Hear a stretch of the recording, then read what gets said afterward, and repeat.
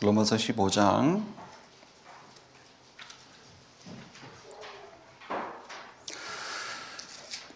22절로 29절 강단 2부 본문으로 주셨던 말씀입니다. 로마서 15장 22절로 29절 말씀을 같이 교독을 하겠습니다. 제가 먼저 22절 읽겠습니다. 그러므로 또한 내가 너희에게 가려하던 것이 여러 번 막혔더니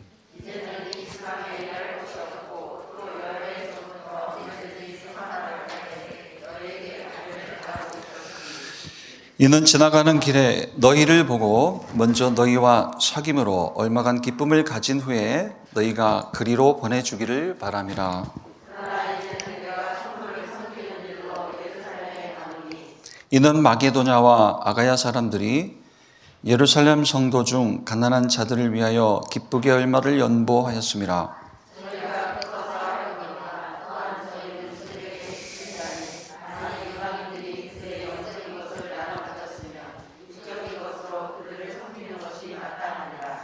그러므로 내가 이 일을 마치고 이 열매를 그들에게 확증한 후에 너희에게 들렸다가 서바나로 가리라. 내가 너희에게 나아갈 때에 그리스도의 충만한 복을 가지고 갈 줄 아노라. 아멘. 네. 지금 제가 아침에 잠깐 이렇게 스마트폰 가지고 하는 게 뭐 인터넷 기사를 좀 보는 건데요. 여기에 이제 해당되시는 분들도 있으실 수도 있는데, 지금 이제 연말 되니까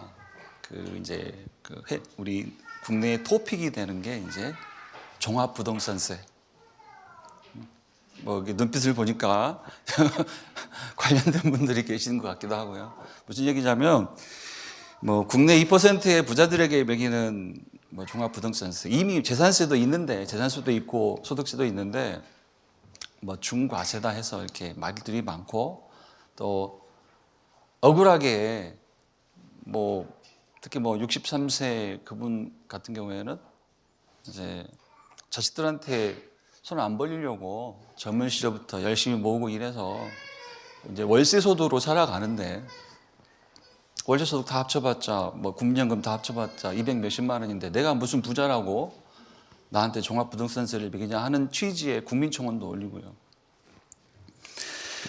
뭐 코로나 백신 논란도 있죠. 뭐 부스터샷이라 그래서 뭐 이제 3차 접종을 해야 된다는데, 문재인 대통령 보니까 3차 접종은 그 추가 접종이 아니다. 이제부터 또 기본 접종이다. 또 이렇게도 얘기를 해요. 뭐 언제 코로나 시대가 끝나게 될는지 저도 모르겠습니다. 무슨 말씀이냐면, 우리가 이 시공초를 어떻게 이해해야 되겠습니까? 시공초를. 사실 단어부터가 어려운 거예요. 8시 기도회 메시지 앞부분만 조금만 보고요. 제가 뭐 툭 하고 그냥 뜬금없이 종합부동산세 얘기하고 뭐 그런 얘기 드렸는데, 세상 사람들은 지금 몰입되어 있는 게 있어요. 몰입되어 있는, 그들 나름대로 성경과 전혀 상관없이, 하나님의 말씀과 상관없이 몰입되어 있는 게 있다고요. 종합부동산세 내실 때 되면 내셔야죠. 여기 계신 분들 중에서도 코로나 백신 맞는 겁니다. 필요하다면. 그런데 이 시공철이, 우리 청년 한 명도 이제 그 신앙생활 한 지 얼마 안 돼서 이게 참 그 요즘 쓰시는 메시지 속에 나오는 단어들이 너무 어렵다. 시공초월, 뭐 또 뭐가 있습니까? 전무후무. 단어 뜻은 알겠는데, 그 사전적 의미는 알겠는데, 이제 그게 메시지로 좀 붙잡기가 뭐 쉽지 않다. 그래서 나름대로 저도 막 설명을 해주는데 충분하지가 않는 것 같고, 그냥 그래, 하나님의 성령이 내게 깨닫게 하기를 원한다. 뭐 그렇게 얘기하는데요. 시공초를, 자, 담임 목사님 메시지 표현은 아닙니다만은, 뭐 그냥 오늘 아침에 급하게 이제 뭐 준비를 하다가 시공초를 이렇게 이해하면 어떨까 싶어요. 세상초월. 이거 이제 틀릴 수도 있고 맞을 수도 있지만, 세상초월. 세상 사람들이 지금 전부 몰입되어 있는 것이 도대체 뭐죠? 전부 육신적인 것에 몰입되어 있고 눈에만 보이는 것에 몰입되어 있잖아요. 일시적인 것에 딱 몰입되어 있어요. 그게 요한일서 2장 15절로 15, 16, 17절 말씀의 내용이에요. 눈에 보이는 거, 육신적인 거, 일시적인 거. 저와 여러분이 이제 초월을 한다면, 그죠? 뭐가 나와야 되겠죠? 저와 여러분에게는 이제 육신적인 것이 아니라 영적인 것이 보여야 돼요. 영적인 것. 그리고 눈에 안 보이는 것을 볼 줄 알아야 돼요. 눈에 보이는 것뿐만 아니라. 그리고 이제 영원한 것.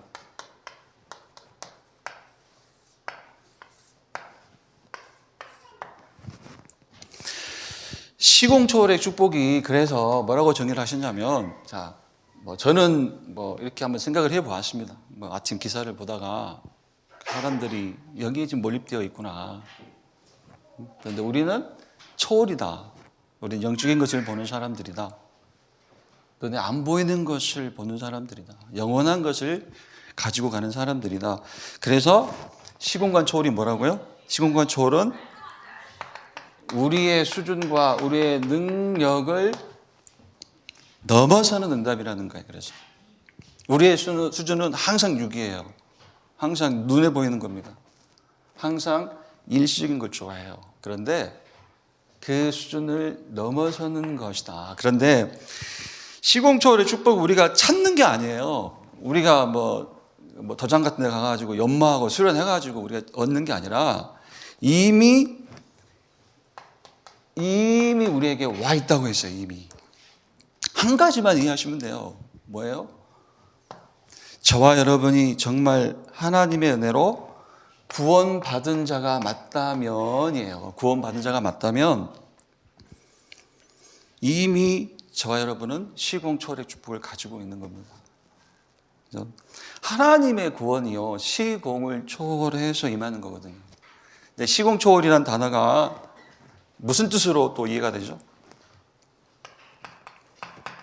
절대 불가능한 것이 내게 절대 가능으로 임하였다는 거예요. 절대 불가능한 것이. 그게 구원이거든요, 사실.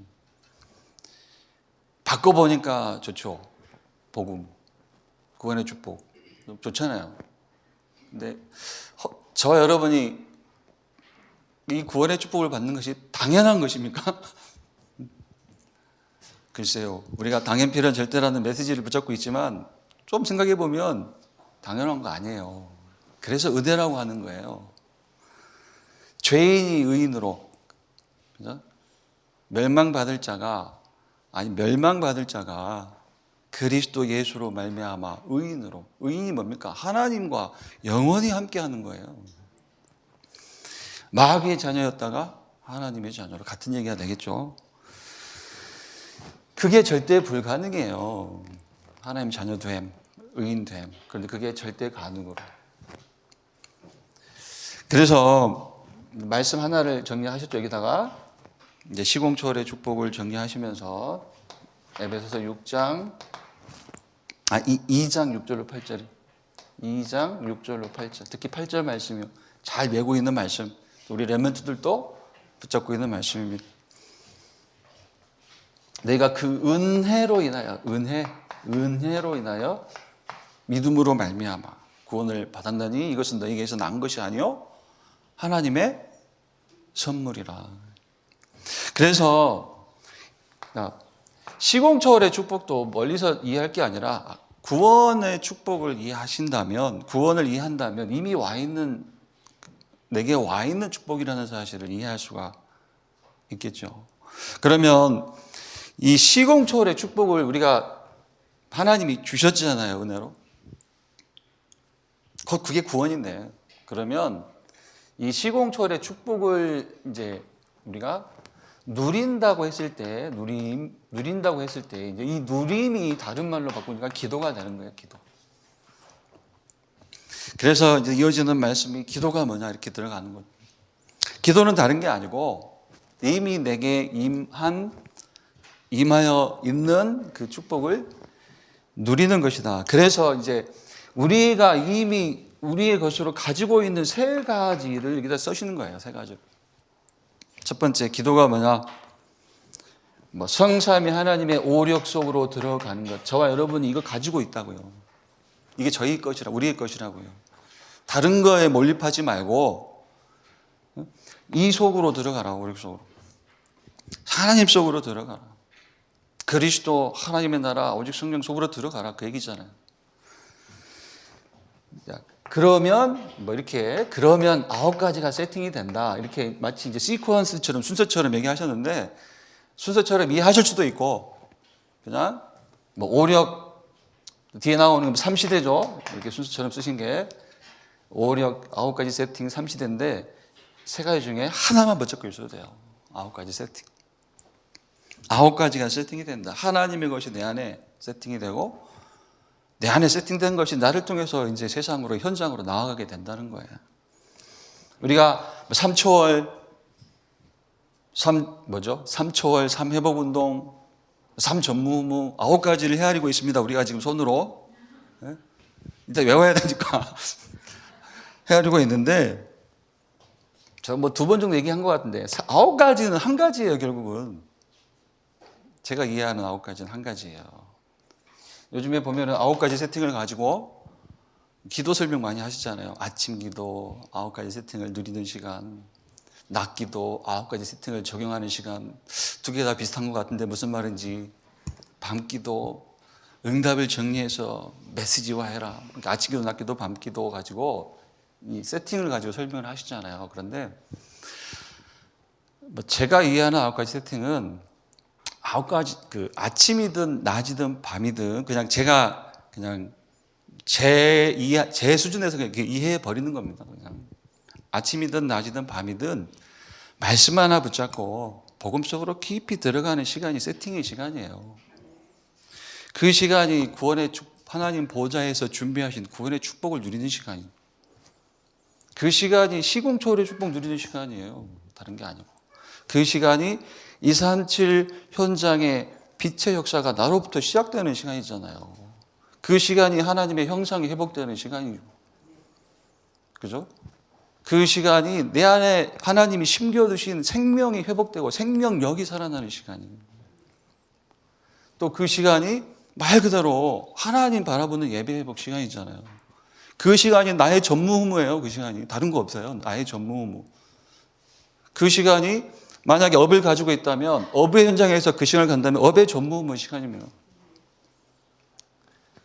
9가지 세팅, 9 이꼬르 1, 1 이꼬르 9. 이게 우리 목사님의 그 62 이꼬르 1을 제가 빌려왔어요. 표현을. 9가지 세팅은 하나야, 하나. 아침이든 낮이든 밤이든. 3번만 하라는 얘기입니까? 아침, 낮, 밤? 아니에요. 이걸 24 하라는 거예요. 한 번만 해도 돼요. 아침이든 낮이든 밤이든. 그러면 결과적으로 하나님의 열어가시는 시대는 솔직히 말씀드리면 전도 시대잖아요. 생명운동의 시대. 그 3시대가 그렇게 표현이 되는 겁니다. 11월 20일 뭐였죠? 11월 20일 전도학 메시지에서 글쎄요, 그 전에도 얘기하셨던 걸 제가 못 들었을 거예요. 제가 처음 기억은 11월 20일 토요일 전도학 메시지 3시대. 소수 중심 전도시대. 이걸 사도 중심 전도시대. 이렇게 어떤 의미로는 이제 기존에 이제 목회자 중심 전도시대. 이렇게 이해할 수 있겠고요. 거기서 끝나면 안 되고 중직자를 세워라. 중직자 중심 전도시대. 그리고 나아가서 이제 부교역자 중심, 가로 열고 렘넌트 중심 또는 렘넌트 중심, 부교역자 중심 전도시대. 이게 이제 이 3시대가 결국은 순서대로 오는 것이 아니라 이걸 한 번에 동시에 일어나는 것이다. 시공초월의 축복, 우리의 수준과 능력을 넘어서는 축복인데 이미 와 있다. 시공초월의 축복이 와 있음을 믿고 확신하고 누려라. 여러 가지 메시지가 있고 개념들이 있죠. 저는 개념이라고 표현을 하는데요. 그 중에서도 오력도 있고 9가지도 있고 3시대도 있는데 9가지 세팅, 요걸 나름 좀 정리를 해 보시면 어떨까. 저는 그냥 워낙 약은 사람이라 9가지를 다 못하겠어요. 그래서 하나로 끝냈어요. 하나로. 말씀 붙잡고 복음 속으로 들어가는 시간이 나한테는 9가지가 다 세팅되는 시간이다. 저는 그렇게 좀 영악하게 정리를 해버려서요. 이렇게 이해하시면 좋을 것 같고요. 본론은 이제 뭐 시공간 초월의 축복의 증거로 뭐 3가지를 이제 산업선교 메시지, 전도학 메시지, 핵심 메시지로 정리를 하셨죠. 그런데 뭐 다 여기서 판서하면서 뭐 정리는 못할 것 같고요. 그냥 이렇게 첫 번째로요. 성경의 5시대와 시공간 초월의 축복인데 이건 뭐 산업선교 메시지인데요. 뭐 쓰진 않겠습니다. 족장 시대, 애굽 시대, 전쟁 시대, 포로 시대, 속국 시대 이렇게 5가지 시대 속에 응답받은 사람들의 이름이 말씀 선구와 함께 쭉 인용이 되어 있어요. 그런데 이건 그냥 못 와서 결국에는 뭐예요? 이 5시대를 관통하는 인물들이 한 가지 붙잡았어요. 한 가지 결국은 한 가지 붙잡았어요. 한 가지. 그게 뭐예요? 이게 이제 뭐 속국시대 5번째 속국시대 그 란에 정리가 되어 있죠. 뭐냐면 이거 붙잡았다는 게 138. 그리스도, 하나님의 나라, 오직 성령. 이 한 가지, 뭐 3가지도 아니고 한 가지도 정확하게 그리스도. 창세기 3장 15절로 약속하신 여자의 후손. 그 언약의 말씀을 성취하고 오신 그리스도, 예수 그리스도. 구약시대는 오실 메시아, 신약시대는 오신 메시아 예수 그리스도. 그죠? 이것 붙잡은 자, 138 이 언약을 붙잡은 자에게 시공간 초월의 응답과 축복과 능력이 나타났다는 거예요. 어떻게요? 오직으로, 유일성으로, 재창조의 축복으로. 두 번째는 이제 전도 현장과 시공간 초월. 전도학 메시지죠. 전도 현장과 시공간 초월. 여기서는 이제 전도 자체가 시공간 초월이다. 그런데 그 메시지를 놓고 말씀을 한번 찾아봐야 되겠죠. 전도 자체가 시공간 초월이다라는 메시지를 받고 이제 제가 한번 들여다본 말씀이 고린도전서 2장 4절 5절. 고린도전서 2장 4절 5절. 내 말과 내 전도함이 설득력 있는 지혜의 말로 하지 아니하고 다만 성령의 나타나심과 능력으로 하여 너희의 믿음이 사람의 지혜에 있지 아니하고 다만 하나님의 능력에 있게 하려 하였노라. 전도가 시공간 초월의 축복이다. 한 단어로 하면 이제 성령의 역사로만 되어지는 것이 전도이다. 그래서 이제 성령의 역사를 약속하시면서 주신 게 부활 메시지. 부활 메시지 안에 담긴 시공간 초월의 축복이라고 하셨는데 이제 결국은 성령의 역사를 약속하시면서 주신 거예요. 그리고 뭐 초대교회가 누렸던 전도운동 얘기도 하시고 결국은 성령의 역사로 되어지는 거예요. 세 번째는 바울의 전도 사역을 얘기하셨죠. 결국은 이것도 성령의 뭐 고린도 전서 자체가 뭐 바울의 신앙 고백서이기 때문에 맞습니다. 성령의 역사로만 너희 믿음이 그죠? 바울이 거쳐간 자리에 일어난 성도들과 제자들과 교회가 어떻게 됐다고요? 사람의 지혜로 된 것이 아니다. 사람의 지혜 있지 아니하고 다만 하나님의 능력에 있게 하려느라. 하나님의 능력, 이걸 우리가 지금 받는 단어로 바꾸면 시공간 초월의 축복이에요. 그 세 번째가 이제 시공간 초월의 조직, 시공간 초월의 이제 시스템을 세워라 이렇게도 얘기할까요? 너무 맞는 얘기가 시스템 중에 시스템이 뭐다? 말씀이다. 그죠? 말씀. 하나님의 말씀. 여기서 뭐 중국 얘기 꺼내시고 뭐 그건 들어보셨겠고요. 정확한 하나님의 말씀이 이게 영원한 시스템이다. 그 말씀 붙잡는 자를 그 누구도 막을 수가 없다. 오늘 새벽에도 이 대목을 가지고 제가 잠깐 말씀을 드렸는데, 요 메시지 들으면서 생각나는 장면이 하나 있어요. 저한테는 뭐냐면, 이제 강단에서는 인용을 안 하셨지만 야곱과 요새 그 부자 간의 얘기예요. 야곱과 요셉.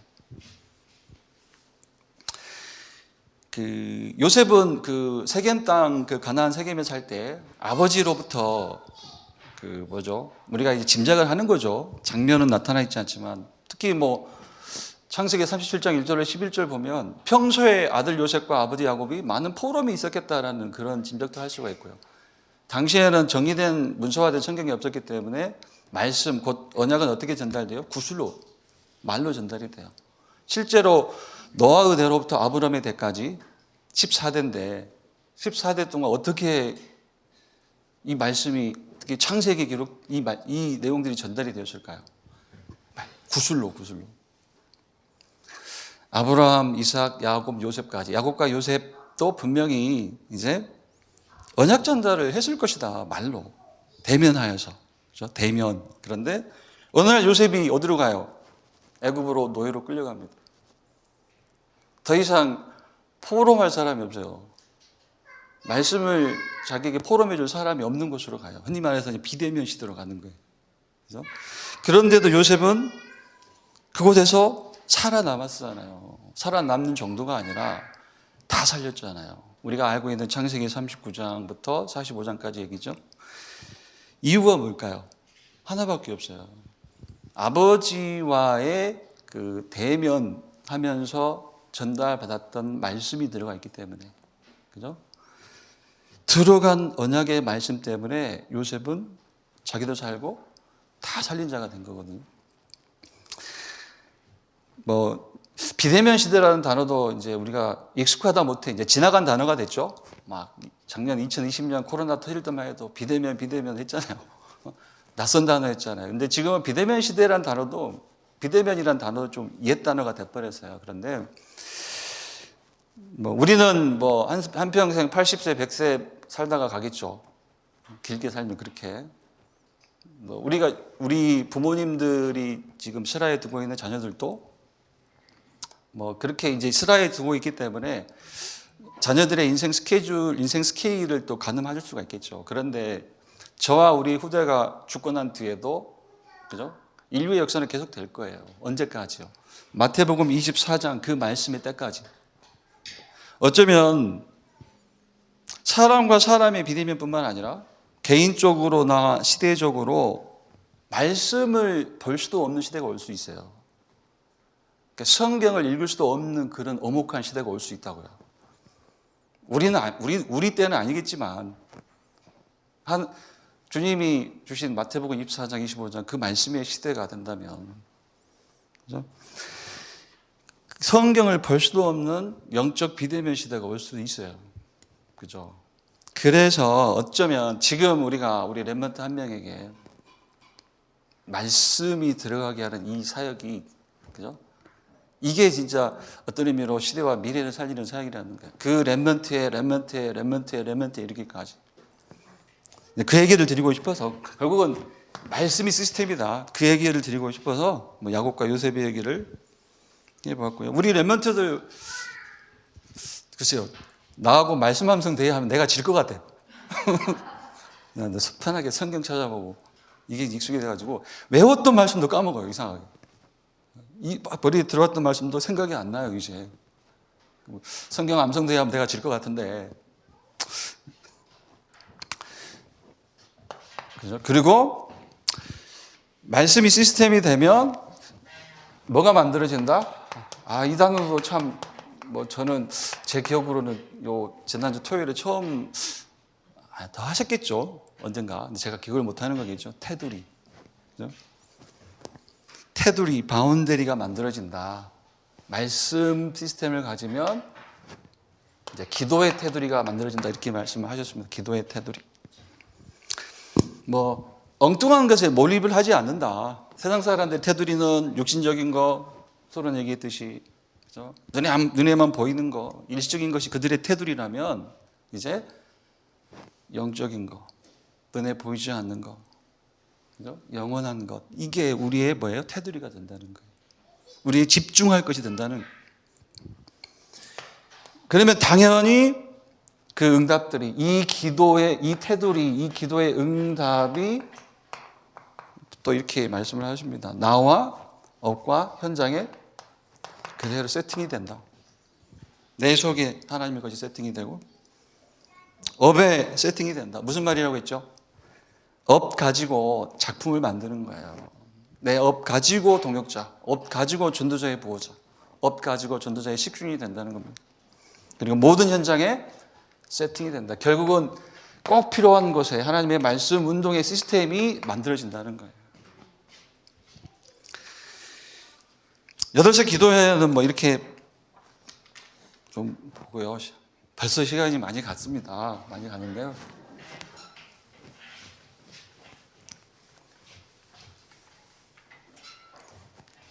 제가 여담입니다만은 제가 판서를 여기서부터 여기까지만 해요. 왜 그럴까요?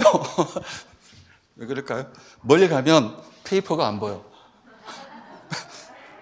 이해하셨어요? 멀리 가면 써놓은 페이퍼가 안 보여. 그래서 여기서 왔다 갔다 하는 거예요. 지우면서. 잘 안 외워져요. 그래서 자, 이번 말씀은 이제 그리스도의 충만한 복, 우리가 아까 읽었던 로마서 15장을 본문으로 주셨었고요. 자, 서론적으로요.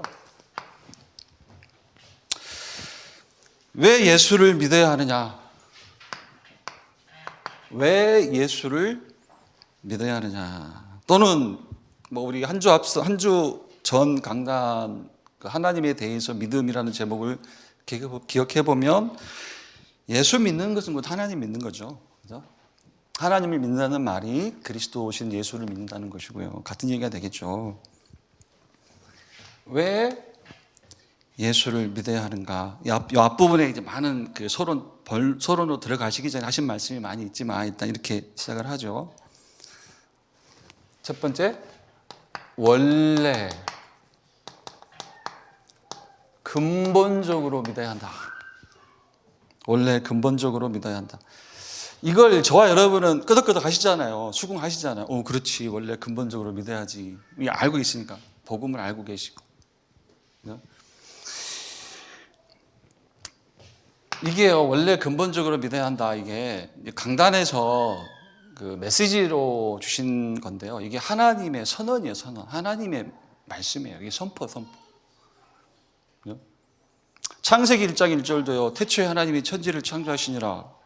저와 여러분은 아멘 하시잖아요. 아멘 하시잖아요.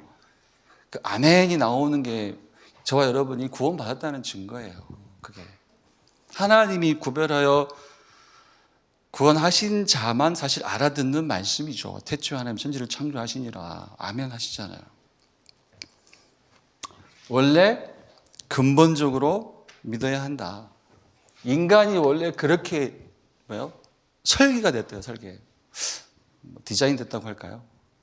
원래 그렇게 디자인 되어 있어요. 그 말씀이 뭡니까? 여기서 이제 근본적 인간, 원래 근본적으로 인간이 하나님을 믿어야 하도록 설계가 되어 있다는 거예요. 그게 창세기 1장 27절, 28절이요. 하나님의 형상 가진 자로 칭을 받았다는 거예요. 하나님의 생명 가진 자. 인간 생명의 근원은 하나님이시다. 그래서 창세기 2장 7절 말씀도 생기를 불어넣으시니 사람이 생명이 되니라. 생명은 한자어입니다. 생명. 그냥 나름대로 풀어 해석하면 살아있는 영적인 존재예요. 생명 한자를 그대로 풀어하면요.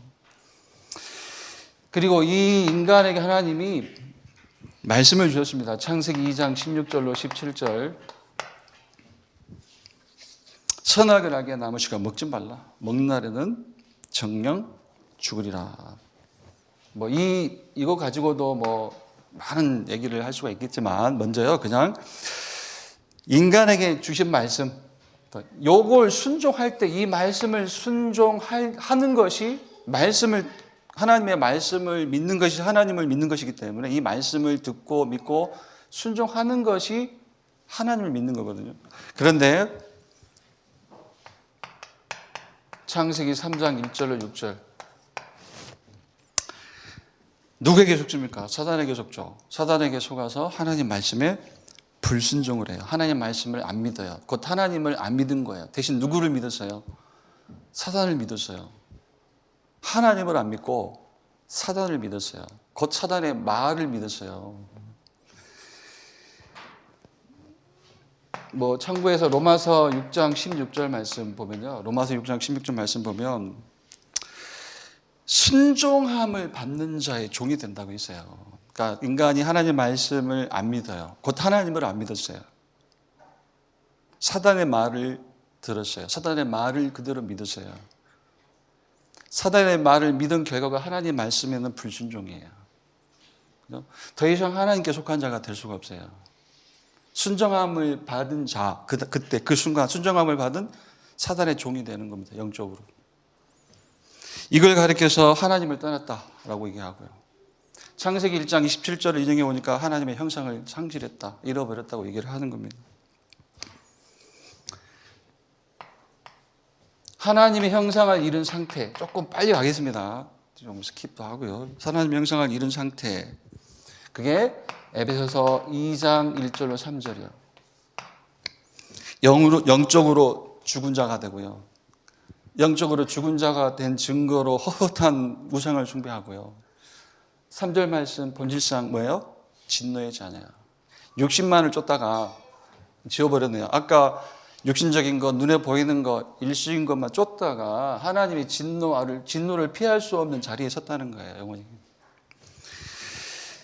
이런 인간을 회복시키시는 하나님의 회복의 방법이 바로 그리스도이시다. 성경 곳곳에 이걸 말씀하고 계십니다. 특히 고린도후서 4장 4절 그리스도는 하나님의 형상이시오. 골로새서 1장 15절 그는 보이지 않는 하나님의 형상이시오. 또 히브리서 1장 3절도 같은 얘기를 하고 있어요. 그리스도는 하나님의 형상이시오. 그래서 요한복음 1장 12절 이 예수 그리스도를 믿음으로 창세기 1장 27절 말씀이 회복이 된다. 하나님의 형상이 다시 회복이 되는 거예요. 여기서 하나 좀만 더 덧붙이면요. 하나님의 형상 내용이 뭘까요? 그리스도는 하나님의 형상이시다. 어떤 의미로는 그리스도를 내가 믿고 영접한 것이 하나님의 형상이 내게 그냥 임한 것이다. 다시 회복된 것이다. 이렇게 설명할 수가 있는데 하나님의 형상 회복이 뭐지? 무슨 내용이지? 그리스도를 얻은 것, 그리스도를 갖게 된 것. 그런데 말씀을 읽어보면 고린도전서 1장 30절 말씀에 우리가 하나님의 형상 회복, 그리스도를 통해서 하나님 형상이 회복되었다고 했을 때 우리가 그리스도를 통해서 얻게 되는 것이 무엇인지에 대한 설명을 볼 수가 있겠다 싶어요. 고린도전서 1장 30절이요. 너희는 하나님으로부터 나와서 그리스도 예수 안에 있고 예수는 하나님으로부터 나와서 우리에게 지혜와 의로움과 거룩함과 구원함이 되셨으니 그리스도 예수 안에 있는 게 뭐라고요? 지혜, 영적 지혜예요. 아까 얘기했듯이 육이 아니라 영을 보는 지혜, 일시적인 것이 아니라 영원한 것을 보는 지혜. 그 지혜가 회복됐다는 말이 하나님의 형상이 회복됐다는 말이에요. 또 그리스도 예수 안에 있는 하나님스러움, 하나님과 틈이 없음, 하나님 우리 사이에 문제 없음, 그 뜻이잖아요. 거룩, 예수 믿는 게 거룩이에요. 거룩이 아니라. 그리고 구원, 4가지. 이 말고도 많은 성구가 있겠죠. 그런데 그리스도 예수를 통해서 내가 회복한 하나님의 형상, 여기서 끝내버리면 돼요. 그렇지. 아멘하고 끝내버리면 되는데 하나님의 형상이 뭘까? 내가 무엇을 가졌다는 것일까라는 질문을 놓고 보면은 이런 말씀도 참고할 만하다. 이렇게 말씀을 드리고요. 왜 근본적으로 예수를 믿어야 하는가?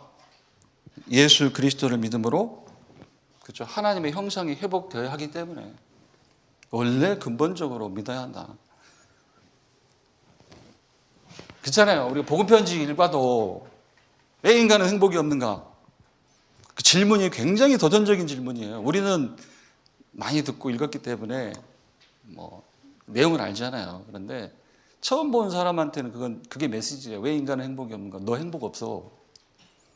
인간은 행복 없는 거야. 라는 명제를 깔고 가는 질문이에요.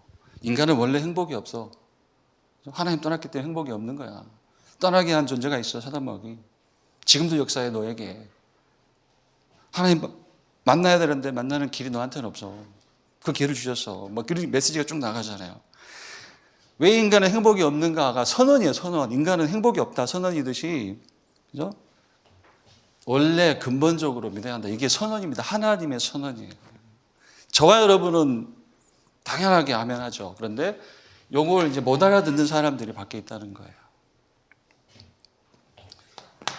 그래서 회복된 후에, 하나님의 형상이 회복된 후에, 구원받은 이후에, 두 번째, 왜 계속 예수를 회복된 후에, 구원받은 이후에 같은 얘기가 되겠죠? 왜 계속 예수를 믿어야 하는가? 이게 이제 서론 두 번째였습니다. 왜 믿어야 한다고요? 세상을 이기고 승리하기 위해서다. 근데 세상을 이기고 승리한다는 말이 뭘까요? 세상을 이기고 승리한다. 세상을 이긴다? 세상에 승리한다? 그냥 뭐 강단에서는 부러워하지 않는다. 뭐 이렇게도 말씀을 하고 가셨는데, 그냥 세상을 이기고 승리하기 위해서, 이걸 속지 않기 위해서 이렇게 설명해도 될 것 같다는 거죠. 속지 않기 위해서. 세상에 속지 않기 위해서. 세상 임금 사단 마귀에게 속지 않기 위해서. 세상의 메시지는 전부 다 뭐예요? 양을 늘려라. 양을 늘려라. 많이 가져라. 양을 늘려라.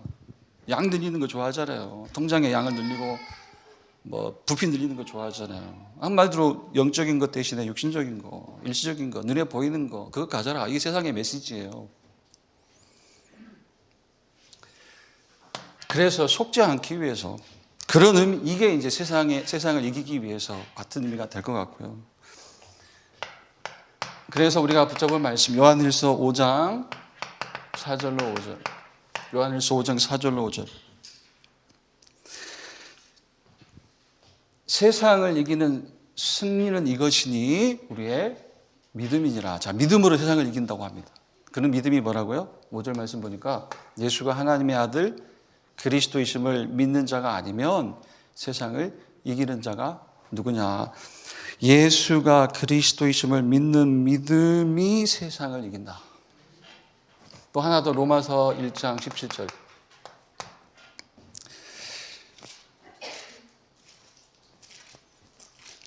로마서 1장 17절. 복음에는 하나님의 의가 나타나서 믿음으로 믿음에 이르게 하나니 기록된 바 오직 의인은 믿음으로 말미암아 살리라. 자, 믿음에 따라오는 것이 하나님의 의라고 했는데요. 이게 이제 이렇게도 이해가 되죠. 범사에 하나님의 의에 닿아야 한다. 의에. 범사에 하나님의 의에 닿아야 되는 거예요. 기억하시는 메시지. 병이 언제 낫느냐? 하나님의 의에 닿을 때. 하나님의 의에 닿는 게 뭐예요? 예수를 그리스도로 믿는 믿음이에요. 예수가 그리스도이심을 믿는 믿음이 하나님의 의에 닿는 방법, 길이에요. 그래서 정리해서 예수를 믿는다고 했을 때 이렇게 믿어라. 이렇게 믿어라. 따라오는 내용이죠. 강단에서. 이렇게 믿어라. 이 믿음이 세상을 이기는 믿음이고 하나님의 의에 닿는 믿음이에요. 여기서 이제 쭉 몇 가지 성구를 정리하시잖아요. 예수를 믿는다고 했을 때 다르게 믿지 말고 이렇게 믿어라. 이게 세상을 이기는 믿음이요 하나님의 의에 닿는 믿음이다. 첫 번째로 마태복음 16장 13절로 20절이요. 자, 여기서 우리가 찾을 믿음이 뭐죠? 예수는 엘리야가 아니다. 예수는 예레미야도 아니다. 예수를 엘리야나 예레미야로 믿는 사람들은 지금 뭐가 들어가 있습니까? 다른 동기가 들어가 있는 거예요. 다른 목표가. 우리가 문제라고 여기는 것이 뭘까요? 그게 목표예요. 목표니까 문제예요. 그게 나한테는. 예수님은 내 목표 달성을 위해서 돕는 분이 아니라니까요. 우리는 그렇게 믿어요. 예수님을 나의 조력자처럼 여겨요. 조력자. 그 가이드, 제 표현이란 가이드, 안내인. 내가 가고 싶은 길을 가게 도와주는 가이드처럼 여겨요. 신앙생활 그렇게 하는 게 대부분 아닙니까? 예수는 가이드가 아니에요. 안내인이 아니에요. 예수는 그리스도예요. 그렇게 믿으라는 거예요. 예수는 그리스도다. 두 번째, 요한복음 19장 30절 우리가 다 알고 있죠? 이렇게 믿으라. 믿으려면 이렇게 믿으라. 이렇게. 이게 세상을 이기는 믿음이고 이게 하나님의 의에 닿는 믿음이다. 요한복음 19장 30절. 다 이루었다. 다 이루었다. 저는 이 말씀은 나한테 과제 없다. 그렇게 얘기해요. 과제 없다. 과제가 없어요. 우리는 하나님 앞에서 더 이상 과제가 없어요. 바리새인들은 율법 지키는 게 과제잖아요. 우리는 그런 과제가 없다니까요. 종교인들은 행위를 바르게 하는 것이 그들의 과제잖아요. 과제. 막내처럼 살라는 뜻은 아니고요. 하나님 앞에 더 이상 과제가 없다고요. 우리는 예수 안에 있기 때문에. 그 말이 로마서 10장 4절이잖아요. 예수 그리스도는 모든 믿는 자에게 의를 이루기 위하여 율법의 마침이 되시니라. 예수 믿는 것이 모든 율법을 다 지키는 거예요. 믿음을 따라가니까 오히려 모든 율법이 내게 성취되는 거예요. 그리고 하나님 앞에서도 과제 없듯이 우리는 세상에 대해서도 과제 없어요. 세상 앞에 저와 여러분 과제 없습니다. 과제. 이루어야 될 목표 없어요. 세상에 대해서. 갈라디아서 6장 14절이요. 갈라디아서 6장 14절.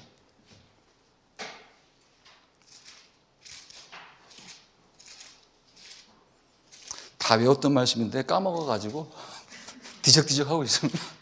갈라디아서 6장 14절. 앞부분이 생각이 안 나네요. 그러나 내게는 우리 주 예수 그리스도의 십자가 외에 결코 자랑할 것이 없으니 그리스도로 말미암아 세상이 나를 대하여 십자가에 못 박히고 내가 또한 세상을 대하여 그러하니라. 한 번 더 생각해 보면 무슨 말씀일까요? 바울의 신앙 고백인데 십자가에 못 박히신 예수 외에는 내 자랑할 것이 없다. 그래서 이 그리스도로 말미암아 세상이 나를 대하여 십자가에 못 박혔다. 세상이 나를 대하여 죽었다는 거예요. 세상은 여러분에게 죽은 거예요. 죽은 거. 목표가 아닙니다. 세상은 목표가 아니에요. 그리고 내가 또한 세상을 대하여 그러하니라. 나 또한 세상을 대하여 죽은 자라는 거예요. 세상을 대하여 죽은 자. 세상 보지 말라는 거예요. 세상 사람들이 몰입해서 간 거기에 흘러갈 필요 없다는 얘기입니다. 세상에 대해서 저와 여러분 과제 없어요. 과제 없다. 하나님에 대해도 과제 없다. 세상에 대해도 과제 없다. 우리는 다 이루었다. 이렇게 믿으라는 거예요. 또 골로새서 2장 2절로 3절. 골로새서 2장 2절로 3절. 간단하게 예수 그리스도는 모든 보화와 같다. 네 번째로 빌립보서 3장 8절. 그리스도 아는 지식이 최고의 지식이다. 다섯 번째로 마태복음 17장 20절. 너희 믿음이 어떤 믿음이요? 예수를 그리스도로 믿는 그 믿음이 겨자씨만큼만 있어도 결국은 못할 것이 없다는 뜻이잖아요. 그런데 이게 겨자씨만한 믿음, 이렇게 대포할 만한 믿음이 따로 있는 게 아니잖아요. 이게 믿음의 크기 얘기가 아니고, 그래서 예수를 그리스도로 믿는 믿음이 요만큼 겨자씨만큼만 있어도 못할 것이 없다. 한계가 없을 것이다. 믿음의 크기 얘기가 아니고 복음의 능력에 대한 얘기입니다. 믿음의 크기 얘기가 아니고 복음의 능력에 대한 얘기.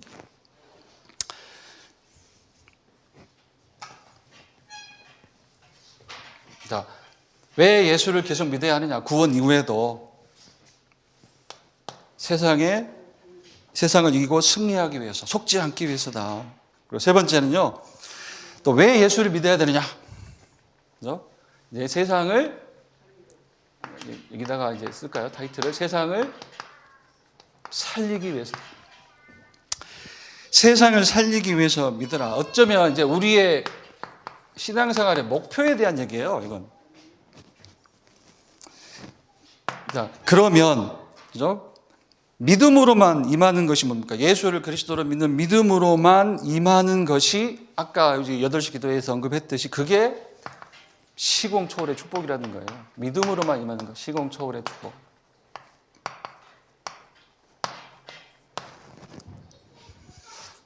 시공초월의 축복이 아니면 뭐 고린도전서 2장 4절 5절을 빌어오자면 성령의 역사가 아니면 그렇죠?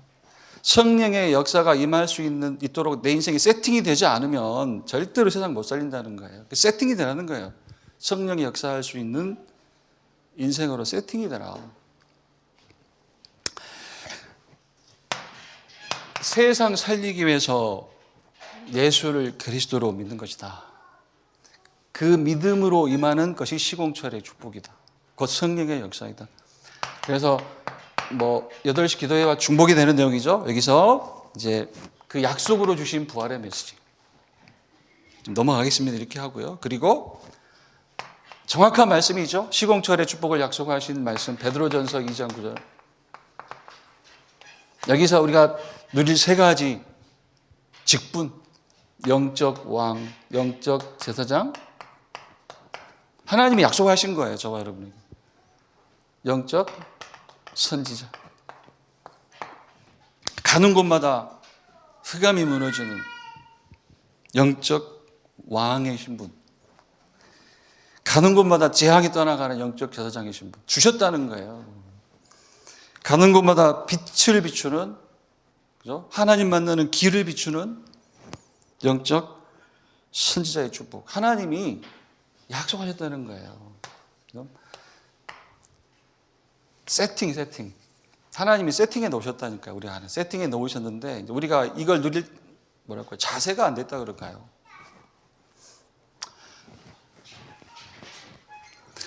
그래서 이때 예수를 그리스도로 믿을 때 내가 이제 뭐가 된다고요? 이제 시공초월의 축복을 가진 이제 그릇이 된다 하면서 이제 3가지 그릇을 본론으로 이제 주시는 겁니다. 첫 번째로 어떤 그릇이냐? 예수가 그리스도라는 믿음을 가지면 이제 3가지 그릇이 된다. 첫 번째로 하나님의 복음에 참여한 자. 하나님의 복음에 참여한 자. 이 말씀은 어디서 가져오냐면 고린도전서 9장 23절에서 가져온 타이틀이에요. 고린도전서 9장 23절. 내가 복음을 위하여 모든 것을 행함은 복음에 참여하고자 함이라. 복음에 참여한다는 말을 우리가 또 로마서 1장 16절을 좀 인용해 보면, 그죠? 복음에 참여한다는 말은 복음의 능력이 내게 나타나기를 원한다는 거예요. 복음의 능력이 내게 나타나기를 원한다. 그래서 여기서는 그 복음에 참여한 자에게 나타나는 복음의 능력을 로마서 15장 1절로 설명을 하신 겁니다. 로마서 15장 1절로. 복음에 참여한 자에게 나타나는 복음의 능력을 로마서 15장 1절로 설명을 하시는 거예요. 로마서 15장 1절. 믿음이 강한 우리는 마땅히 믿음이 약한 자의 약점을 담당하고 자기를 기쁘게 하지 아니할 것이라. 그죠? 믿음이 약한 자의 약점을 담당해라. 자기 것으로 여겨라. 왜?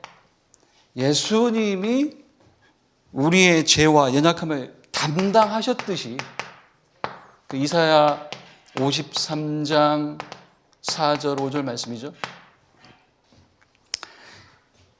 예수님이 담당하셨듯이 우리도 믿음이 연약한 자의 약점을 담당하는 것이 당연하다. 그런데 어떻게 해요? 네 힘으로 말고 복음으로. 그 말이 이제 로마서, 예수님이 담당하셨듯이, 우리의 약점을 담당하셨듯이 너희도 약한 자의 약점을 담당하라. 어떻게? 네 힘이 아니라 복음으로, 이게 로마서 15장 5절로 7절 말씀이에요. 이게 정확하게 이렇게 말씀이 되어 있습니다. 복음으로 담당해라. 15장 7절 말씀이요. 그러므로 그리스도께서 우리를 받아 하나님께 영광을 돌리심과 같이, 그죠? 너희도 서로 받으라. 너희도 서로 받으라. 서로 받아지십니까? 이게 말씀입니다. 이거 따라가야 돼요. 서로 받으라. 서로 받으라. 서로 담당하라. 뭐 이런 뜻도 되겠죠. 우리 생활용어로 바꾸면 뭐예요? 덮어라. 우리 생활용어로 덮어라. 우리 목사님 유명한 그 메시지 있잖아요. 복음이 뭐다? 괜찮아. 전라사투리로 괜찮아. 괜찮게 보여야 돼요. 누구나. 복음 담당하라. 너희도 서로 받으라. 약한 자의 약점을 담당해라. 15장 1절. 그 15장 7절 보니까 서로 받으라. 생활용어로 바꾸니까 덮어라. 그죠?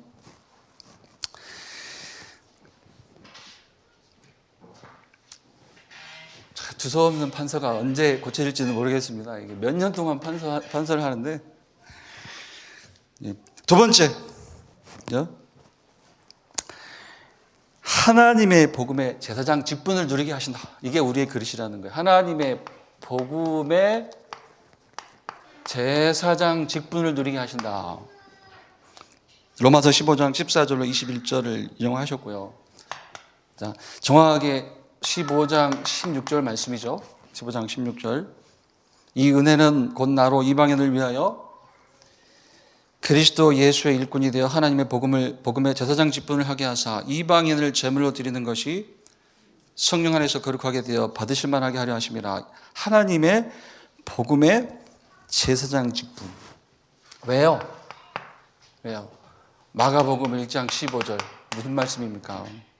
천국이 가까웠으니 회개하고 복음을 믿으라. 무슨 뜻이에요? 참된 회개는, 다시 말해서 하나님 앞에 설 수 있는 유일한 길은 다른 게 아니라 복음 붙잡는 것이다. 그래서 세상에 필요한 것은 하나님의 복음의 제사장이 필요하다고요. 쉽게 말해서 다른 운동하는 사람이 필요한 게 아니고, 종부세 거부운동 필요한 사람이 필요한 게 아니고, 율법운동 하는 사람이 필요한 게 아니고, 신비운동 하는 사람이 필요한 게 아니고, 하나님의 복음의 제사장, 복음운동 하는 사람이 필요하다. 그 메시지죠. 그래서 이걸 믿으라는 거예요. 우리는, 그죠? 복음운동 하는 자구나. 내가 구원받았다는 말이 이거구나. 내 삶이 이렇게 바뀐 게 구원받았다는 거구나. 나는 복음운동하는 남은 자구나. 이걸 믿으라는 거예요, 사실. 세 번째는요, 또 지웁니다. 세 번째는, 첫 번째는 우리가 믿는 믿음을 따라 우리에게 이제 그릇을 주시는데, 그건 그릇으로 만드시는데 어떤 그릇이냐? 하나님의 복음에 참여하는 자, 복음의 능력이 나타나는 자. 두 번째로 하나님의 복음의 제사장 직분을 누리는 자. 세 번째는 이제 그리스도의 충만한 복을 가지고 가는 자. 그리스도의 충만한 복을 가지고 가는 자. 15장 22절로 29절 말씀을 인용하셨고요. 정확하게 29절 말씀입니다. 29절. 내가 너에게 나아갈 때에 그리스도의 충만한 복을 가지고 갈 줄을 아노라. 어디를 가든지, 누구를 만나든지 그리스도의 충만한 복을 누리고 가지고 가라. 그래서 말씀을 보니까요, 이제 그리스도의 충만한 복을 설명을 하시잖아요. 근데 로마서 앞선 로마서 메시지를 인용하셔서 우리가 누리고 매일 누리고 가지고 가야 될 그리스도의 충만한 복을 설명하시는 겁니다. 로마서 메시지 몇 개를 가지고. 그래서 여기서 기왕 주신 말씀이기 때문에 우리가 좀 확인을 하겠습니다. 로마서 3장 19절로 26절. 율법의 행위로 하나님 앞에 옳게 될 유체가 없다. 그래서 하나님이 다른 한 의를 세우셨다. 그 한 의가 예수 그리스도이시다. 이게 복이라는 거예요. 이게 복음이고요. 세상에 필요한 지식은 이거라는 거예요. 세상에 필요한 지식. 육신을 이롭게 하는 지식밖에 없잖아요, 세상은. 근데 영적인 지식이 없어요. 이 영적인 지식을 가지고 가라. 또 로마서 6장 14절이요. 하도 목사님이 많이 얘기하셨기 때문에 이건 뭐 들어가 계실 것 같아요, 머릿속에. 그죠? 죄가 너희를 주장하지 못하리니. 그래서 너희가 법 아래 있지 아니하고 율법 아래 있기 때문이라. 죄가 뭡니까? 죄가 죄의 정의. 하나님과 인간 사이에 들어온 문제가 죄의 정의예요. 문제. 그래서 문제가 있다. 아직도 문제를 가진 자라면 아직도 하나님 앞에 죄인이라고 있어요. 하나님과 인간 사이에 들어온 문제. 아까 여기서 이제 자세한 설명을 생략하고 갔지만 결국은 뭐가 문제죠? 사단이 심어놓은 게 뭐예요? 문제를 심었죠. 하나님과 인간 사이에 문제가 없는데 그 사이에 문제를 심었잖아요. 그게 창세기 3장 얘기고요. 의심이죠.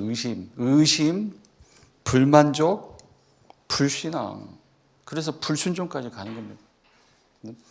지금 우리에게 의심, 혹시 불만족, 혹은 불신앙이 있다면 그게 저와 여러분의 죄예요. 그게 하나님 앞에서는 그게 죄입니다. 법 아래 있지 아니하고 그죠? 죄가 너희를 주장하지 못하리니 어떤 문제도 너희에게 문제라 주장할 수 없으리니 왜요? 법 아래 있지 아니하고 은혜 아래 있기 때문이라. 이 법도 그죠? 어떤 법이냐면 그러니까 사단이 이용하는 법이에요. 사단이 이용하는 율법. 하나님 율법 주셨는데 율법도 하나님이 주셨잖아요. 율법 주신 목적도 복음을 향해서 가라고. 그런데 사단이 하나님이 주신 율법을 이용해서 우리에게 뭘 갖다 줍니까? 문제를 가져다 주는 거예요. 그리스도를 못 끝내게 하는 거예요. 이 죄의 법, 사단이 이용하는 법 아래 있지 아니하고 하나님의 은혜 아래 있기 때문이라. 은혜의 법 아래 있기 때문이라. 또 로마서 10장 4절 다 왔습니다. 힘내세요.